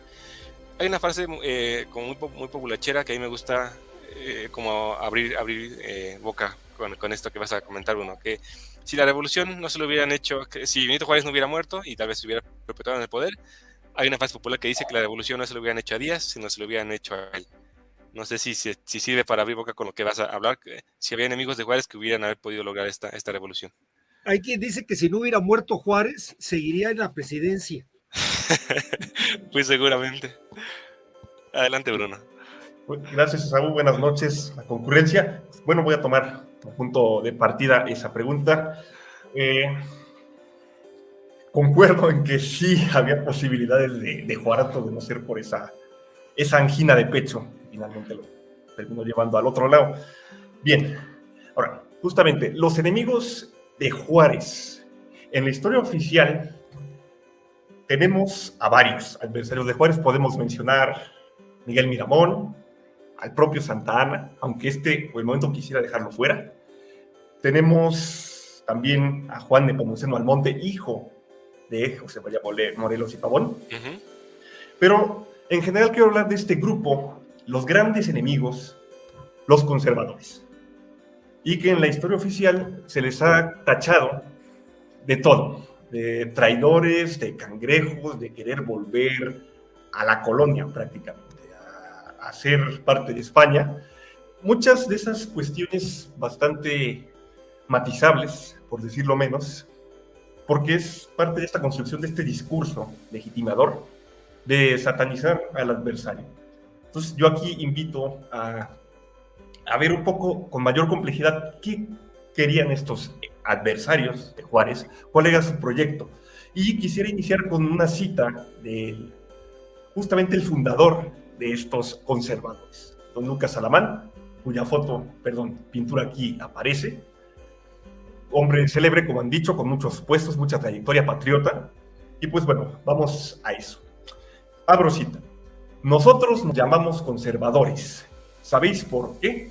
Porque queremos primeramente conservar la débil vida que le queda a esta pobre sociedad, a quien habéis herido de muerte, y después restituirle el vigor y la lozanía que puede y debe tener, que vosotros la arrebatasteis, que nosotros le devolveremos. ¿Lo oís? Esto es un fragmento de un editorial de uno de los periódicos que él fundó en 1850. ¿Y quiénes son esos interlocutores a los que les habla? Justamente a los liberales. Vamos a ver. Conservadores, más allá del mito. Los conservadores y los liberales, como bien había dicho Esaú, después de que vence Juárez y el régimen que él representa, termina de constituirse una idea de país. Estamos hablando de dos conceptos de país enfrentados que terminan yendo al campo de batalla para ver quién se impone sobre el otro. Terminan ganando los liberales, los conservadores pierden. Pero vamos a ver cuál era ese proyecto. Los conservadores, como ya he dicho, no eran traidores necesariamente, no querían un México sometido a España otra vez. Son, digamos, resultado de su tiempo. Son gente que quiere el progreso de México, y hay que tomar en cuenta que México es una nación que nace con bastantes problemas, como ya lo mencionó Esaú. Nace después de 11 años de guerra, nace en bancarrota, nace con una serie de regímenes cambiantes, primero imperio, luego república federal, luego república centralista, luego otra vez federalismo, un sinfín, una cosa de nunca acabar. Tenemos además dos intervenciones extranjeras, eso sin contar el intento de reconquista español, la última bastante dolorosa, la guerra contra Estados Unidos, donde México realmente se teme de que México pueda desaparecer, que sea absorbido por su vecino del norte. Lucas Alamán, de hecho, llega a escribir en sus escritos: si no nos ponemos vivos, esto es obviamente una interpretación de sus palabras, la paráfrasis, si no levantamos este país, corremos riesgo de desaparecer. Dato curioso, muchos de los conservadores, por no decir su mayoría, pelean en la guerra del 47. Tenemos a Tomás Mejía, que además es un indígena de la Sierra Gorda de Querétaro, que termina rompiendo, por ejemplo, con esta idea de que los conservadores eran estos de ascendencia criolla, que solo querían mantener sus privilegios. No, también tenemos un conservadurismo popular. Tenemos a Manuel Lozada, que ya lo había mencionado, que defiende las propiedades comunales de los indígenas en lo que ahora es Nayarit. Tenemos a Tomás Mejía, muy devoto de la Virgen, de una Virgen local que ahí se adora y que también defiende ciertos principios. Tenemos a Miguel Miramón, él no es indígena, pero él también combate en la guerra del 47 y él es niño héroe, y eso no se menciona en la historia oficial, porque está mal visto. Tenemos a Leonardo Márquez, el sanguinario tigre de Tacubaya, conocido justamente por haber fusilado médicos en 1859, acusándoles de estar atendiendo heridos liberales en plena guerra civil. Él combate en la guerra del 47. Todos ellos le tienen un resentimiento enorme a Estados Unidos y consideran a los liberales traidores. Es curioso cómo ambos se acusan entre ellos de traidores.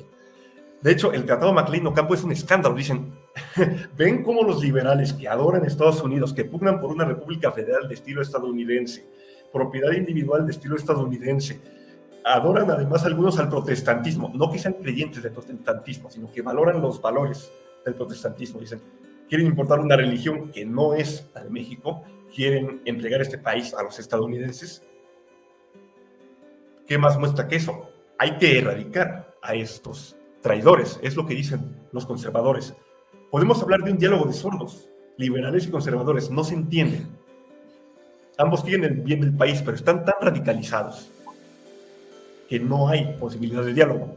De hecho, varios conservadores empezaron siendo federalistas. El propio Lucas Alamán aplaudió la Constitución del 24, luego se desanimó y dijo, no, es que, y esto es el pensamiento conservador general, no podemos tener una república federal porque eso genera anarquía, genera división, corre riesgo de que nos disuelva el país. Nosotros, Nueva España, tenía el centro en Ciudad de México, tiene que ser un régimen centralista. Cuando ven que el régimen centralista no funciona, algunos, como José Gutiérrez de Estrada o Pepe Hidalgo, dicen, o ya el propio Lucas Alamán, dicen, mi república, monarquía. Lucas Alamán dice, dictadura. Por eso va a apoyar a Santana. Luego dice, monarquía. Y monarquía con principio europeo. Necesitamos apoyo de Europa que nos proteja de Estados Unidos. ¿Qué más? La religión católica. Los conservadores dicen, abjuramos de estas leyes de reforma que nos están dando en la torre. ¿Por qué? Porque atentan contra lo único que nos une como mexicanos. Somos un país enorme. Antes de la guerra contra los yanquis éramos más grandes, pero de todos modos seguimos siendo un gran país. No todos hablan español, no todos son mestizos, hay mucha población indígena. Pero ¿qué nos unifica? El catolicismo. Si atentamos contra eso, atentamos contra nuestra idea de nación. Eso no lo podemos tolerar. Por eso se oponen a las leyes de reforma que atentan contra la iglesia. No voy a negar que también hay ciertos intereses de ciertos grupos conservadores que dicen, a mis privilegios no me los toques. Pero tampoco se puede negar esta otra parte de entender por qué defienden tanto el catolicismo. ¿Qué más? La cuestión con Maximiliano. De hecho, lo invitan creyendo que Maximiliano va a derogar todas las leyes de reforma. Y les resulta ser más liberal de lo que ellos querían. Maximiliano aleja a los conservadores. Luego va a tener que volver a ellos cuando Napoleón III retire sus tropas. Esa ya es otra cuestión. Hay que señalar además que se habla muchas veces de que los conservadores y los liberales eran muy opuestos. No necesariamente. Había ciertos puntos en común, sobre todo entre liberales moderados que veían una economía un poco más controlada. Los conservadores decían control sobre economía, no tanto libre mercado, cuidado. Además, todos eran católicos, a excepción tal vez de Ignacio Ramírez, liberal atípico, que de plano decía yo soy ateo. Todos los demás eran católicos. Sí. Volvemos. La polarización es tal que no hay diálogo, por eso estalla la guerra civil. Luego viene la intervención francesa. La intervención francesa, los conservadores la apoyan porque dicen, lo vemos como una forma, un tránsito para, primero, evitar que este pérfido régimen liberal traidor se imponga, y dos, para hacerle contrapeso a Estados Unidos. Tenemos que evitar a toda costa que Estados Unidos nos absorba. Además, no es que Francia quisiera dominar México como una colonia necesariamente, era poner un régimen amigo. Los conservadores, digamos que por pragmatismo, que apoyaron eso, dijeron, vamos a apoyarlo. Otra cuestión, no todos los conservadores apoyan de principio la intervención. Miguel Miramón lo ve con bastante recelo, el mismo Tomás Mejía también. Luego ya se terminan uniendo, pero al principio no. De hecho, Miguel Miramón le ofrece su espada a Juárez cuando llegan los primeros invasores. Y Juárez dice no. De hecho, si te presentas aquí, te fusilamos. Y Miramón dice, ofrezco mi espada entonces al emperador. Tanta fidelidad lo acompaña hasta Querétaro. Entonces, es bastante complejo. Los conservadores, bueno, como dicen, la historia de Steven los Vencedores, pues se puede escribir cualquier cosa sobre ellos. Afortunadamente, investigadores como Hamnet o Will Fowler o Regina Lira o otros tantos han ido rescatando esta idea de los conservadores, verlos de forma un poco más imparcial, más justa, porque no es muy plano como nos plantean en la historia oficial de que solo querían privilegios. Los liberales también, o sea, las leyes de desamortización se aprovechan varios terratenientes que se ponen del lado liberal a decir, órale, vamos a usurpar todas estas tierras que antes eran de los campesinos para que sean para la hacienda, por ejemplo.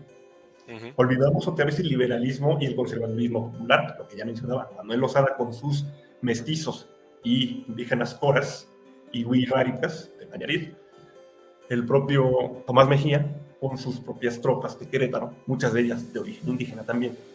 Entonces es bastante complejo, las motivaciones son muy, muy dinámicas. Básicamente está lo que quería comentar sobre estos enemigos. Perfecto, muy completo. Son al final del camino dos ideas o dos proyectos de nación que no terminan de oírse. Dijiste una palabra muy buena de dos oídos sordos de los dos lados, ¿no? Yes. Y igual que tú destacaría, creo que sí hay un esfuerzo, sobre todo en la historiografía muy reciente, de sacar a los conservadores de ese sesgo que se le ha dado de la historia oficial o de ese relegamiento que han tenido. Y sí ha habido un esfuerzo por rescatarlos y la verdad es que se ha hecho muy interesante analizar a los dos bandos desde la historiografía actual, ¿no? No sé si tengamos, colegas, algo más que añadir sobre lo que comentó Bruno o algo que tengan en el tintero pendiente. Yo estoy bien. Yo, al contrario, muy contento. Muy elocuente. Perfecto. Si quieres cerramos unos últimos comentarios y nos vamos despidiendo porque ya andamos un poquito fuera del tiempo. Ya no hay más comentarios. De hecho, tuve que borrar algunos porque estaba, la verdad, muy arisco. Perfecto. Nada más comentar. Muy juarista de tu parte. Sí, hombre. No, es que. Bueno, lo que decía Bruno, o sea, literalmente le estaba diciendo Bruno, y pues él no, obviamente estaba en su explicación. O sea, no es ricos y pobres. Una postura. No, para nada. O sea, ni los liberales no eran precisamente pobres, ¿no? O sea, ni religiosos contra no religiosos, que lo comentaba Bruno.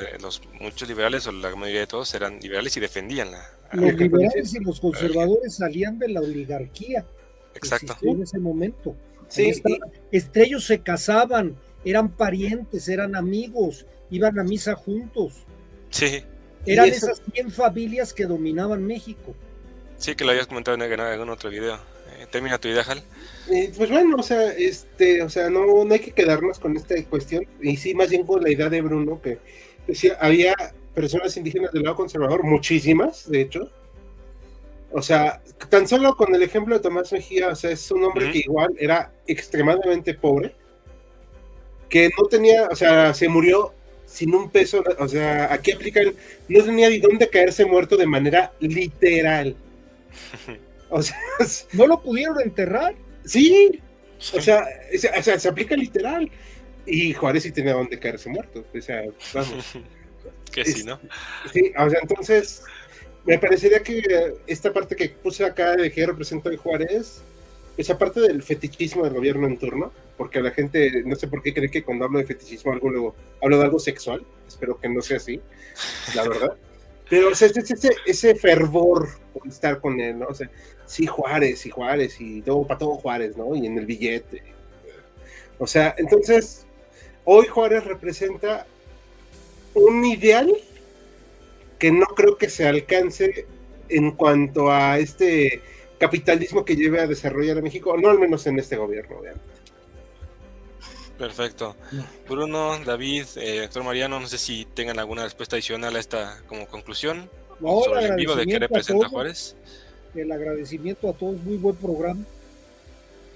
Perfecto. Pues en este caso cerramos. Como siempre le agradecemos a la audiencia que nos haya acompañado, que nos haya tenido esta poco de paciencia, que nos alargamos un poco, pero fue porque el tema estaba interesante y creo que nos hemos divertido y hemos aprendido todos un poco más sobre Juárez para celebrar o no celebrar, y ustedes dirán el próximo puente de marzo su figura, ¿no? Perfecto. Pues muchas gracias. Nos despedimos. Gracias, buenas noches.